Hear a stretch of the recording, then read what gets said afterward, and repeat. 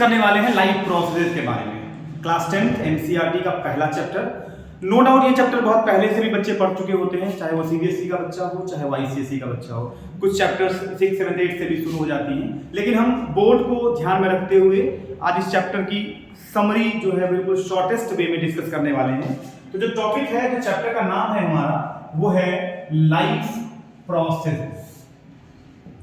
अब life process में अगर आप ध्यान से देखें, सबसे पहले बात किसकी हुई? जीवन की, जिंदगी की। That is what life is, है ना? जीवन की बात हुई।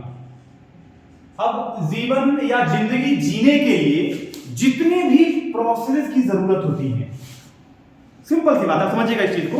हम किसकी बात कर रहे हैं? हम जिंदगी की बात कर रहे हैं, हम जीवन की बात कर रहे हैं। चाहे वो कोई भी लिविंग सिस्टम हो, चाहे वो यूनिसेलुलर माइक्रोस्कोपिक ऑर्गेनिज्म हो, चाहे वो बहुत मोस्ट कॉम्प्लेक्स हमारा कोई भी एनिमल हो जो यूनिवर्स में एग्जिस्ट करता हो, तो उसको सर्वाइव करने के लिए, उनके सर्वाइवल के लिए उन सभी जरूरतों को, उन सभी प्रोसेस को जिनकी जरूरत होगी, एक्चुअली हम इस चैप्टर में उन सभी बातों को ब्रीफली डिस्कस करेंगे, है ना? This is for the life process and जीवन जीने के लिए, जिंदगी जीने के लिए जिन जिन भी एसेंशियल कंपोनेंट्स की जरूरत होती है, एसेंशियल प्रोसेस की जरूरत होती है, हम उसको डिस्कस करने वाले हैं। और अगर हम प्रोसेस की बात करें तो जो सबसे पहला प्रोसेस है ऑब्वियसली खाना खाना, that is what the nutrition, है ना? तो जो पहला टॉपिक है हमारा वो है न्यूट्रिशन। मतलब आप कहीं ना कहीं सबसे पहले कुछ खाना खाएंगे इस प्रोसेस में, तब जाके आप उसको एनर्जी में कन्वर्जन करेंगे, तब जाके आप उस खाने से एनर्जी या डिफरेंट काइंड्स ऑफ जो न्यूट्रिएंट्स आप डिस्कस करने वाले हैं, या जिसके बारे में हम समझेंगे, आगे पढ़ेंगे, हम उसको डिस्कस करेंगे। तो पहला था न्यूट्रिशन, और दूसरा हमारा हो गया जो नेक्स्ट जो लाइफ प्रोसेस है, second one, that is called respiration. अब यहां रेस्पिरेशन को बहुत यूनिक ढंग से समझने की जरूरत पड़ेगी, क्योंकि कई बच्चे इस बात को कोरिलेट नहीं कर पाते हैं, जो 6, 7, 8 से ऊपर की तरफ बढ़ते हैं तो ब्रीदिंग को रेस्पिरेशन मान लेते हैं। नॉर्मल हम यही पढ़ते भी आते हैं, छोटे बच्चे जो पढ़ चुके होते हैं प्रीवियस क्लासेस में, चाहे वो किसी भी बोर्ड के बच्चे हो, तो उनको ये लगता है कि रेस्पिरेशन का मतलब होता है सांस लेना और सांस छोड़ना, जबकि वो ऐसा बिल्कुल भी नहीं है।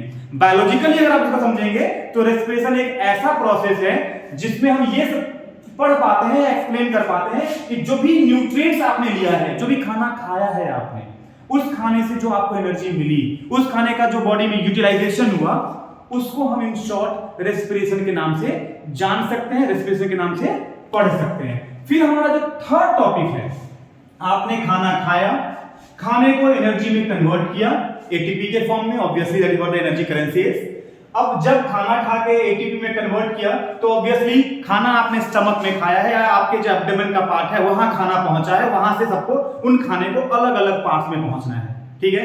सर में भी वो एनर्जी जानी है, टो में भी वो एनर्जी जानी है। तो आप ऐसे समझेंगे इस चीज को, कहीं ना कहीं उनका ट्रांसपोर्टेशन होगा, मूवमेंट होगा, पेट से सर में भी जाना है, पेट से टो, टंग, हर पार्ट, मतलब बॉडी के अलग अलग पार्ट्स में, चाहे वो कोई भी लिविंग सिस्टम हो, हर जगह उसको पहुंचना है। ओके, तो that is what the third life process is, transportation. Transportation transportation हम लोग सर्कुलेशन से भी कोरिलेट करते हैं। एनिमल की जब बात करिएगा तो हम लोग पढ़ेंगे सर्कुलेशन या सर्कुलेटरी सिस्टम। जब हम प्लांट्स की बात करेंगे तो एक मोस्ट कॉमन जो वर्ड यूज करते हैं ज्यादातर प्लांट्स के केस में, तो वहां हम ट्रांसपोर्टेशन भी यूज करते हैं, और जब एनिमल की बात करते हैं तो हम वहां सर्कुलेशन भी यूज करते हैं। क्या यूज करते हैं? सर्कुलेशन। ओके, तो 3 लाइफ प्रोसेस हम लोगों ने डिस्कस कर लिया। न्यूट्रिशन मतलब खाना खाना, न्यूट्रिएंट लेना, फिर उसको एनर्जी में कन्वर्ट करना, दैट इज रेस्पिरेशन। फिर थर्ड टॉपिक होगा उन चीजों को, उन एनर्जी को, उन सारे कंपोनेंट्स को बॉडी के अलग अलग पार्ट तक पहुंचाना। फिर थर्ड हमारा हो गया एक्सक्रीशन। एक्सक्रीशन, अब ये क्या है भाई?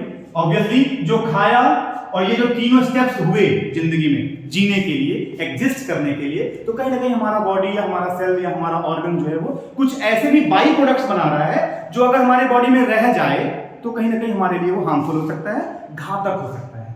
तो उन प्रोसेस, उन चीजों को, उन टॉक्सिक सब्सटेंसेस को या उन मेटाबॉलिक वेस्ट को हम रिमूव करते हैं, तो उसको हम लोग एक्सक्रीशन कहते हैं। अब यहां भी ये जो टॉपिक है, ये लाइफ प्रोसेस के 4 अलग अलग स्टेप्स हो गए, जिसके थ्रू जिंदगी को, जीवन को सस्टेन किया जा सकता है, बेहतर ढंग से जिया जा सकता है। That is what the life process. अब कुछ बच्चे ये भी पूछते हैं, या उनके दिमाग में ये सवाल शायद रहता भी है मेरे करीब करीब 18 साल के करियर में मैंने कई बार बच्चों के मुंह से ये क्वेश्चन सुने भी हैं कि सर ये लाइफ प्रोसेस को अलग चैप्टर में क्यों रख दिया गया और रिप्रोडक्शन और कंट्रोल एंड कोऑर्डिनेशन को अलग क्यों रखा गया। ये एक चैप्टर जो है वो 3 अलग अलग पार्ट्स में बट गए अपने आप। तो क्या ऐसा है क्या कि लाइफ प्रोसेस और reproduction and control and coordination एक साथ नहीं रखा जा सकता था। तो मैं बच्चों यहाँ मैं आपको एक बात ये समझा दूं कि अगर आप इसको इस तरह से देखें, ये वो स्टेप्स हैं, ये वो प्रोसीजर हैं जो जिंदा रहने के लिए, एग्जिस्टेंस के लिए सबसे ज्यादा जरूरी है। रिप्रोडक्शन एसेंशियल है कंटिन्यूटी के लिए, जिंदा रहने के लिए नहीं है। दुनिया में ऐसे भी कई लोग हैं जो शादी नहीं करते या जिनके बच्चे नहीं होते। तो that is what we have to understand कि लाइफ प्रोसेस को हम रिप्रोडक्शन से रिलेट नहीं कर सकते। क्यों? क्योंकि आप खाना नहीं खाइएगा मर जाइएगा, रेस्पिरेशन नहीं करिएगा मर जाइएगा, ट्रांसपोर्टेशन नहीं होगा मर जाएंगे, आप बॉडी से उन टॉक्सिक वेस्ट को रिमूव नहीं करेंगे मर जाएंगे। लेकिन अगर आप रिप्रोडक्शन नहीं करेंगे तो नहीं मरेंगे। मतलब रिप्रोडक्शन को इसलिए उससे अलग किया गया।